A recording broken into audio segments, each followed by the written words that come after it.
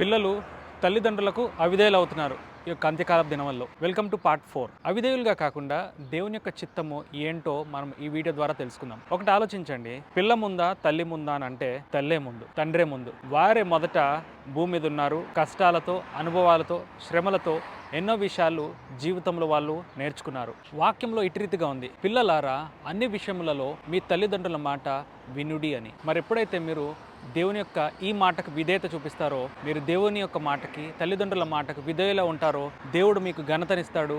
అన్ని విషయాల్లో దేవుడు మీకు ఫేవర్ చూపించగలడు. అది మీరు గమనించగలరు మీ యొక్క జీవితంలో. ఒక ప్రాపర్ క్రిస్టియన్ హైరార్కీ కూడా మనం గనక గమనిస్తే, ఎప్పుడైనా ఇంటికి పైగా ఉండేది దేవుడు, తర్వాత తల్లిదండ్రులు, తర్వాత పిల్లలు అనేది ప్రతి ఒక్కరు గమనించాలి.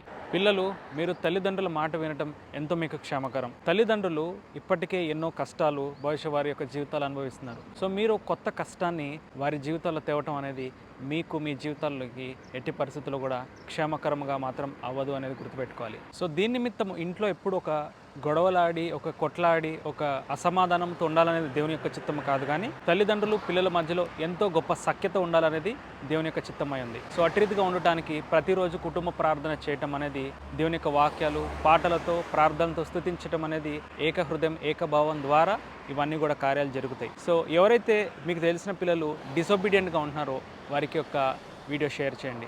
మరిన్ని గాడ్లీ అడ్వైజెస్ కోసం ఛానల్కి follow and subscribe. God bless you all and praise the lord.